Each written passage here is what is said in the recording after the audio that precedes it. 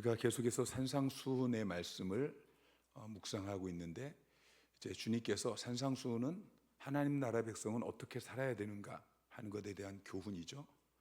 하나님 나라 백성이 어떻게 살아야 하는가, 마지막 말씀을 주시는 것이 비판하지 말라라는 말씀입니다.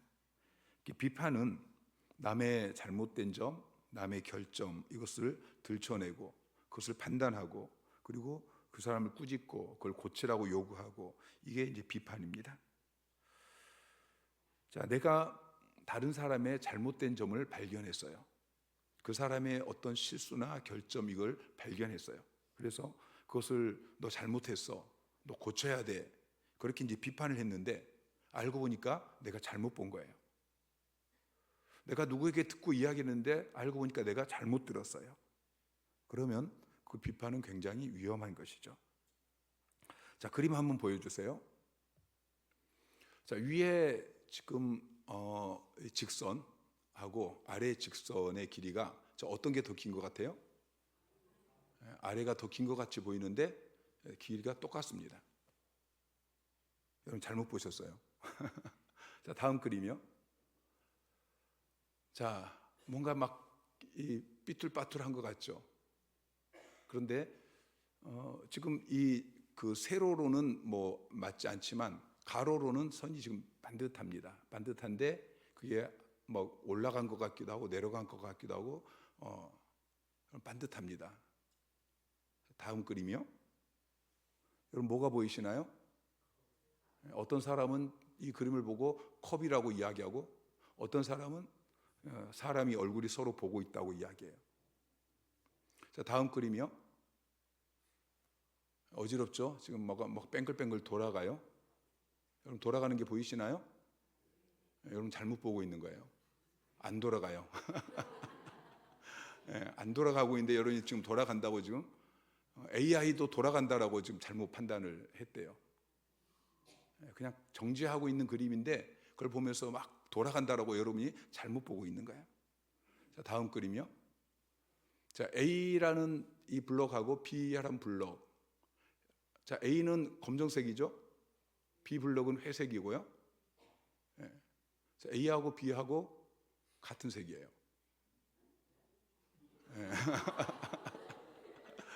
네. 그 초록색의 원통의 그림자, 이거하고 주변 환경 때문에 지금 색깔이 다르게 보이는데, 따로 떼어서 보면 똑같은 색이에요. 똑같은 검정색인데, 저렇게 여러분 지금 말도 안 되잖아요. A하고 B하고는 전혀 지금 색깔이 달라야 되는데 여러분이 지금 가서 막 우기면 안 돼요. 네, 제가 잘라서 보았어요. 잘라서 봤는데 A하고 B하고 색깔이 똑같아요. 우리 눈은 잘못 볼 때가 있어요. 아니, 잘못 볼 때가 많아요. 그래서 내가 내 눈으로 똑똑히 봤다니까 라고 이야기하는 것은 어리석은 거예요. 남에게 듣고서 이야기하는 건 더 어리석은 일이죠. 여러분 말리기 게임 해보셨잖아요. 한 사람만 건너가면 뭐 몇 사람 건너가기 전에 여기서 한 사람 건너갈 때 호랑이가 고양이가 되고, 고양이가 이제는 뭐 개가 되고 그래요. 내가 내 눈으로 보고 내 귀로 들은 대로 다른 사람을 판단하고 그리고 비판하고, 여러분 이것은 굉장히 위험한 것입니다. 오늘 비판하지 말라라고 말씀하시는데, 주님은 모든 비판을 금지하신 것은 아니에요. 비판은 바른 비판이 있어요. 건전한 비판이 있어요. 그리고 불건전한 잘못된 비판이 있어요. 세워주는 비판이 있고 파괴하는 비판이 있어요. 우리는 세워주는 비판은 해야 돼요. 근데 파괴하는 비판은 하면 안 되는 것이죠. 그럼 어떤 것이 세워주는 비판이고 어떤 것이 파괴하는 비판이냐? 그 기준은 사랑이에요. 사랑이 없는 비판은 상대방을 허물만 들춰내고 남을 해치고 나를 파괴하는 악한 목적으로 하는 비판이죠.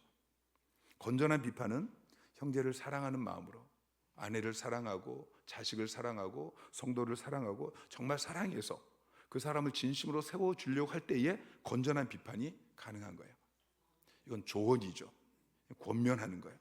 여러분 자식이 잘못된 길을 가고 있어요. 내가 사랑하는 성도가 잘못된 길을 가고 있어요. 그런데 그냥 보고 가만히 있는 것은 바른 게 아니죠. 이것은 사랑하는 것이 아니고 무책임한 거예요. 그럴 때는 권면을 해야 됩니다. 그런데 사랑이 없는 비판이 있어요. 남의 허물을 들춰내기만 하는 비판이 있어요. 남을 파괴하려는 목적으로 하는 비판이 있어요. 이것은 비난이에요. 정죄, 심판. 오늘 본문에 비판이라고 번역되었는데 우리말 성경이나 세번역 성경은 심판이라고 번역하고 있습니다. 심판. 주님께서는 다른 사람이 잘못할지라도 심판하지 말아라 라고 말씀하고 있어요. 바른 비판, 그 사람을 살리기 위한 조언을 하지 말아라, 권면하지 말아라, 그런 이야기가 아니에요. 그 사람이 잘못하고 있을 때에 권면하지 말라는 이야기가 아니고 심판하지 말아라. 하나님께서 우리에게 많은 권세를 주셨어요. 근데 우리에게 주지 않은 권세도 있다는 것을 기억하셔야 돼요. 그것은 심판하는 권세예요. 원수를 갚는 권세예요. 여러분, 이것은 우리에게 주시지 않았어요. 심판하는 권세, 원수를 갚는 권세, 이것은 하나님께만 속해 있어요. 내가 나서서 그 사람을 심판하려고 한다면 우리는 하나님의 권한을 내가 도둑질하는 것입니다. 내가 하나님이 되는 것이죠. 야고보서 4장 12절 말씀 시작. 입법자와 재판관은 오직 한 분이시니 능히 구원하기도 하시며 멸하기도 하시느니라. 너는 누구이기에 이웃을 판단하느냐. 자, 입법자와 재판관은 한 분 하나님이시다. 근데 너가 누군데 이웃을 판단하냐라고 이야기하고 있어요. 하나님은 우리에게 판단하는 권세, 심판하는 권세를 주지 아니하시고 그 대신 우리에게 주신 권세가 있어요. 베드로전서 2장 9절 말씀 시작. 그러나 너희는 택하신 족속이요 왕 같은 제사장들이요 거룩한 나라요 그의 소유된 백성이니. 여러분은 심판자가 아니고 재판자가 아니고 여러분은 제사장이에요. 제사장은 그 사람의 죄를 드러내는 사람이 아니고 그 사람의 죄를 가려주는 사람이에요. 특별히 여러분이 왕 같은 제사장이라는 걸 기억하세요. 판사가 아니고 변호사다. 이걸 기억하시기 바랍니다. 누가 잘못할 때에 우리는 그를 비판하고 그를 심판하는 자가 아니고 오히려 하나님의 심판을 막아서는 중재자가 돼야 돼요. 중보기도자가 돼야 되는 거예요. 에스겔 22장 30절 말씀 시작. 이 땅을 위하여 성을 쌓으며 성 무너진 데를 막아서서 나로 하여금 멸하지 못하게 할 사람을 내가 그 가운데서 찾다가 찾지 못하였으므로. 자, 하나님의 백성이 죄를 짓고 그래서 하나님이 심판하려고 할 때에 오히려 하나님의 심판이 임하지 않도록 막아설 사람이 돼야 된다라고 말씀하고 있어요. 여러분에게 주신 권세만 사용하시기 바랍니다. 월권하지 마세요. 하나님의 권세를 여러분이 대신 사용하지 마시기 바랍니다. 자, 비판해서는 안 되는 이유가 무엇입니까? 1절 말씀을 보면은 비판을 받지 아니하려거든 비판하지 말라 말씀하셔요. 그러니까 내가 비판하면은 나도 비판을 받게 된다는 거예요. 그러니까 내가 비판을 받지 않기를 원한다면, 여러분이 판단받지 않고 여러분이 심판받지 않으려면은 여러분은 비판하지 않으셔야 돼요. 자, 2절 말씀 시작. 너희가 비판하는 그 비판으로 너희가 비판을 받을 것이요 너희가 헤아리는 그 헤아림으로 너희가 헤아림을 받을 것이니라. 자, 내가 비판을 하면은 나도 비판을 받아요. 근데 누구에게 비판을 받습니까? 내가 비판한 그 사람에게 비판을 받는 것이 아니고 하나님께 비판을 받는 거예요. 공동 번역은 이렇게 번역하고 있어요. 남을 판단하는 대로 너희도 하나님의 심판을 받을 것이고. 여러분, 우리가 옆에 있는 사람 잘못한다고 너 왜 그렇게 잘못해? 고쳐야 돼. 막 정죄했어요. 그러면은 하나님께서 우리를 심판하신다고 말씀하고 있습니다. 여기서 중요한 단어가 2절의 중요한 단어가 헤아림이라는 단어예요. 헤아림이라는 이 단어는 잣대라는 의미예요. 내가 다른 사람을 평가하는 나름대로의 기준을 가지고 있어요. 잣대를 가지고 있어요. 남편에게 내가 들이대는 잣대가 있어요. 아내에게 들이대는 잣대가 있어요. 성도들에게 들이대는 잣대가 있어요. 교회를 그래도 10년 다녔으면, 집사면, 장로면 이 정도는 해야지라는 그 잣대를 가지고서 그 사람을 죄요. 너 장로인데 왜 이렇게밖에 못하냐? 이게 헤아림이에요. 근데 하나님께서는 내가 다른 사람에게 되는 그 기준, 잣대, 그 헤아림으로 나를 판단하신다고 말씀하고 있어요. 그러니까 내가 다른 사람을 너그럽게 대하면은 하나님도 나를 너그럽게 대하셔요. 근데 내가 다른 사람에게 엄격한 기준을 가지고 너 왜 이 기준이 안 되냐라고 자꾸 판단을 하면 하나님께서 나를 그렇게 엄하게 판단하신다는 거죠. 마태복음 5장 7절 말씀 시작. 긍휼히 여기는 자는 복이 있나니 그들이 긍휼히 여김을 받을 것이요. 여러분, 긍휼을 형제에게 베푸는 자를 주님께서는 그 사람에게도 긍휼을 베풀어 주신다고 말씀하고 있습니다. 아까 말씀을 드린 것처럼 오늘 본문의 말씀은 비판을 완전히 금지한 게 아닙니다. 비판을 받지 않으려면 비판하지 말아라. 이 말은 반대로 이야기하면 비판을 받아도 되면 비판해도 된다. 내가 비판받을 준비가 되었다면 다른 사람을 비판해도 된다. 이렇게 해석할 수 있어요. 주님께서는 3절부터 5절까지 상대방의 눈에 티가 있다고 이야기해요. 그런데 그 티를 빼면 안 되느냐? 아니에요. 상대방의 눈에 티가 있으면 티를 빼주는 게 좋은 거죠. 그런데 먼저 내 눈에 있는 들보를 빼고 나서 그 다음에 형제의 눈에 있는 티를 빼줄 수 있다라고 이야기해요. 우리는 다른 사람의 사소한 이 잘못 때문에 막 괴로워해요. 내 아내의 사소한 어떤 결점, 자식의 정말 사소한 결점, 성도들의 사소한 어떤 결점, 이것 때문에 막 너무 괴로워해요. 그래서 이걸 제거해 주기 위해서 막 안달이 나는데, 근데 사실 그것은 매우 섬세한 일이에요. 상대방의 어떤 결점을 고쳐주는 것, 이것은 상대방의 눈에 있는 티를 빼주는 것처럼 굉장히 섬세한 일이란 말이죠. 자, 누가복음 6장 39절 말씀 시작.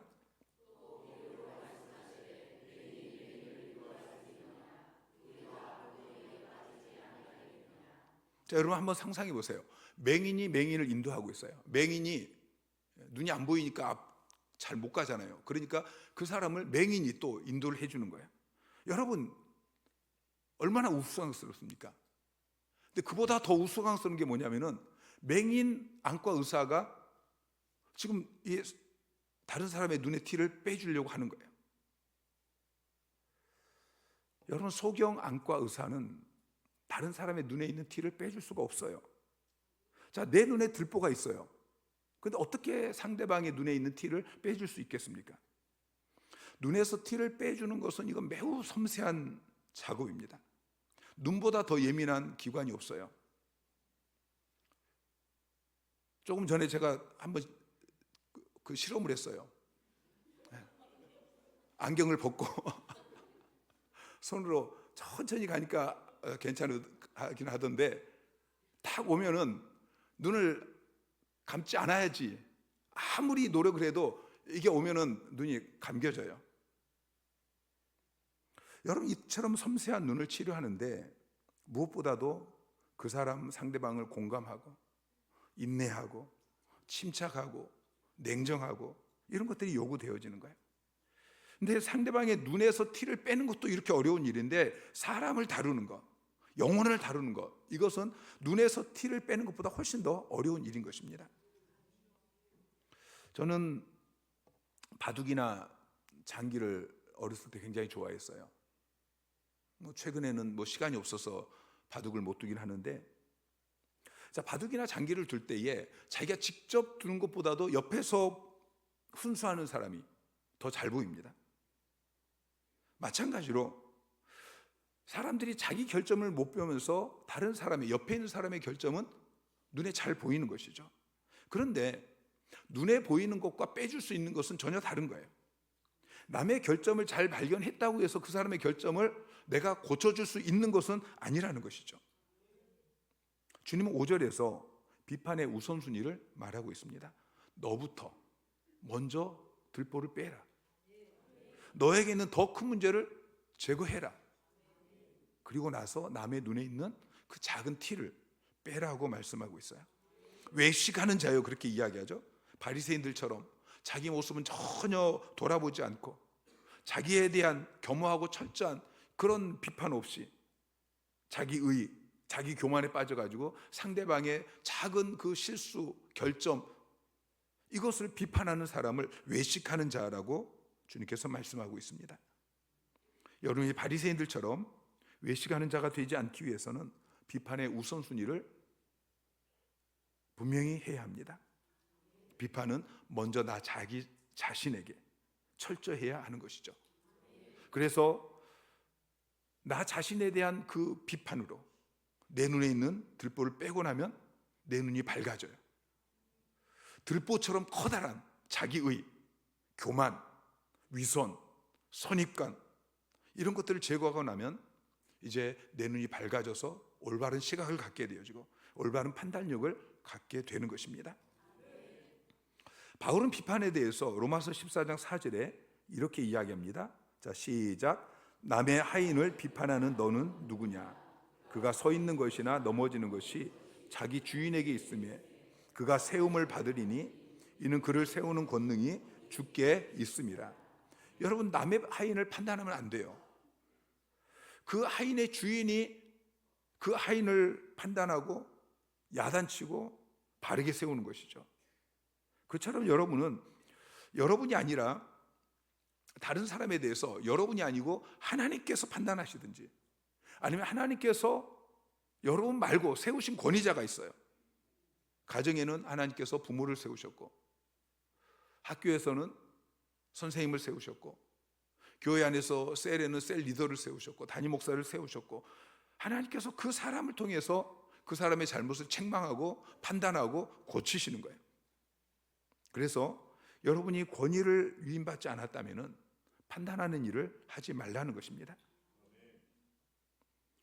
자, 로마서 14장 10절은 이렇게 이야기해요. 자, 시작. 내가 어찌하여 내 형제를 비판하느냐?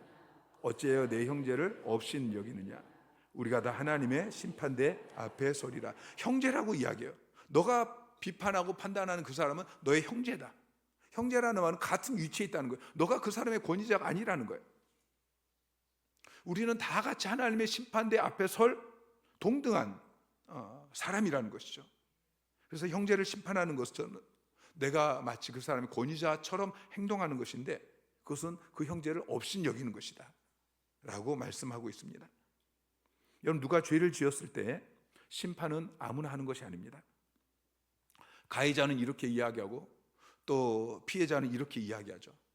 검사는 이렇게 이야기하고 또 변호사는 이렇게 이야기하고, 그런데 법정에서 판단을 합니다.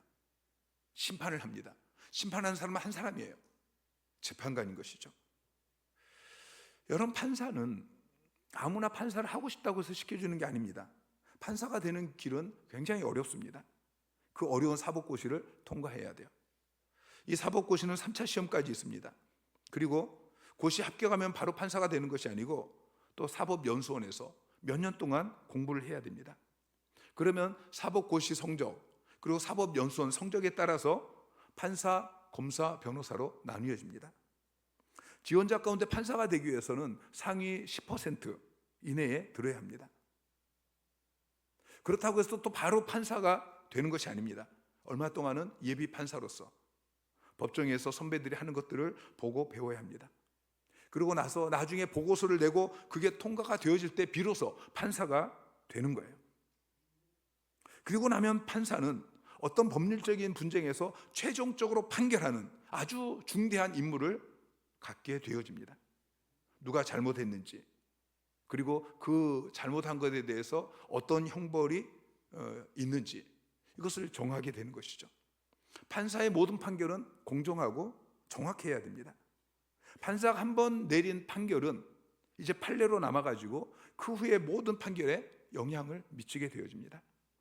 그래서 판사 한 사람 세우는 것이 이렇게 까다로운 거예요.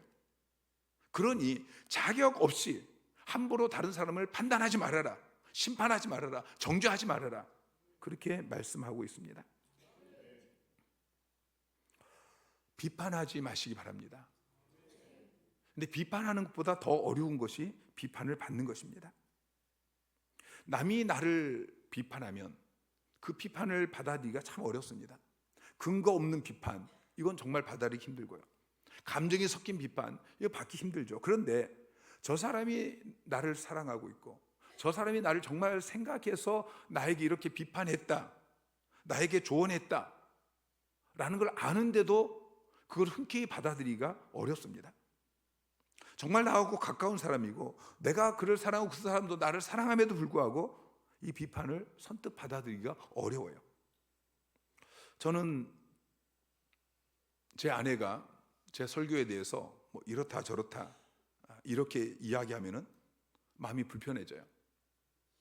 제 아내가 저를 정말 사랑하고 제 설교가 더 나아지기를 원해서 저에게 설교가 이래요라고 이야기하는데 굉장히 불편해요. 때로는 아내의 그 지적하는 것이 옳은 것을 알매도 불구하고 마음속에서 괜히 그렇지 않다라고 변명하고 그럴 때가 있어요. 근데 참 이상한 것은 제가 아내의 단점을 이야기하면 아내도 그 단점을 기분 좋게 받아들이지, 그 비판을 기분 좋게 받아들이지 않아요. 그래서 때로 좋은 의도로 아내의 어떤 연약함, 부족함 고치라고 그렇게 이야기했는데 그것 때문에 부부싸움을 할 때가 많이 있죠. 자, 6절에 이렇게 이야기하고 있습니다. 거룩한 것을 개에게 주지 말며 너희 진주를 돼지 앞에 던지지 말라. 그들이 그것을 발로 밟고 돌이켜 너희를 찢어 상하게 할까 염려하라.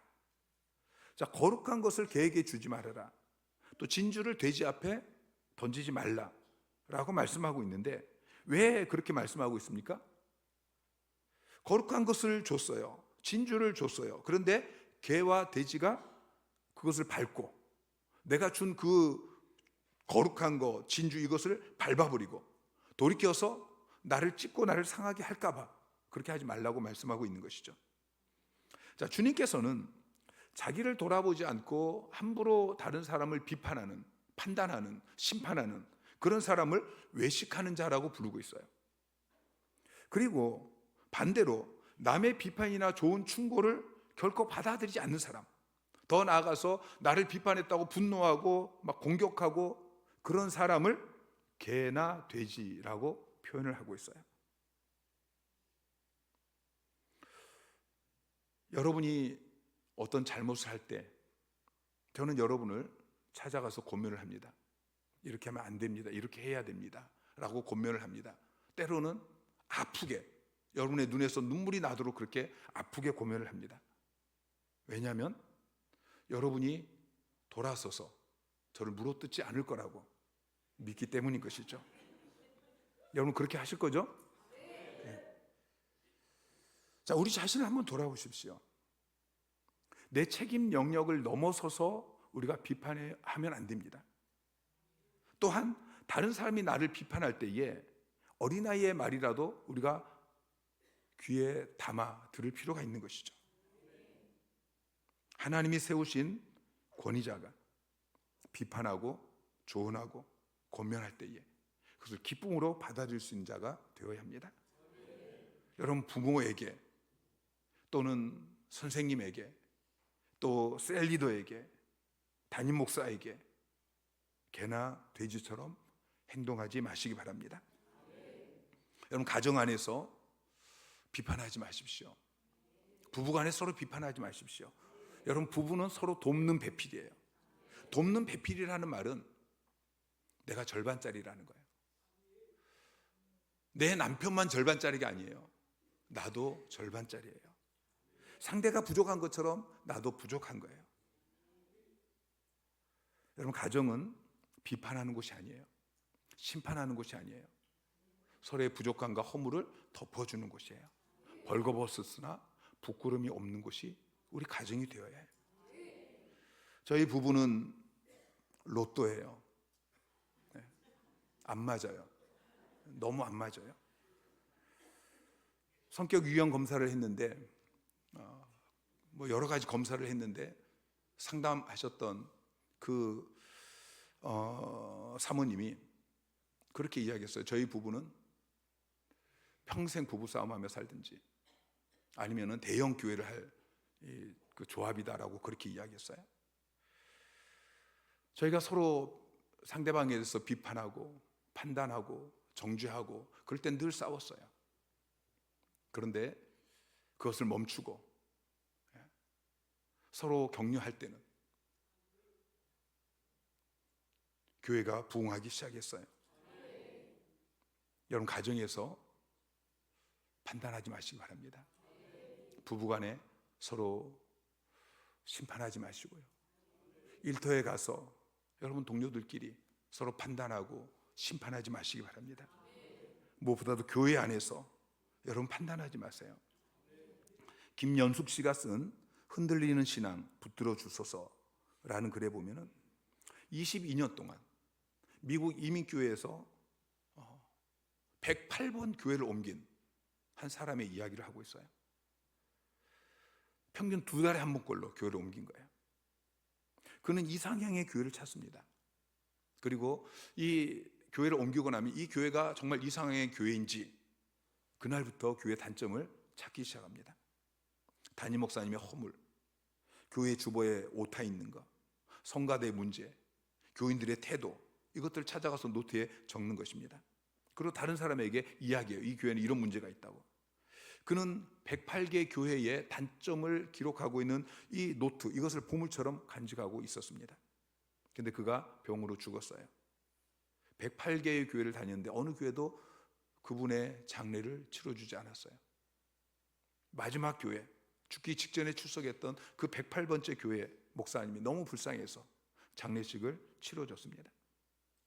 만약 그분이 천국에 올라가서 하나님 앞에 이 108개 교회의 허물을 적어놓은 이 노트를 펴놓는다면 하나님께서는 그의 허물이 적혀있는 수십, 수백, 수천 권의 노트를 보여주실 것입니다.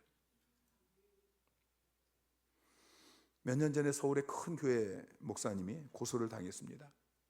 법정에 섰습니다. 텔레비전까지 나왔습니다.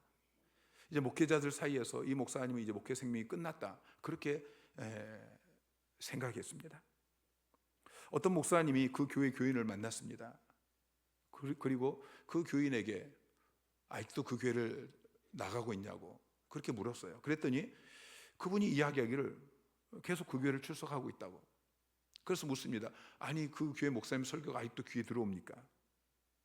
그러니까 역시 그렇다고 이야기해요. 그러면서 자기는 목사님을 절대적으로 신뢰하고, 목사님도 사람인데 혹시 실수를 했더라 할지라도 여전히 나는 목사님을 신뢰할 것입니다.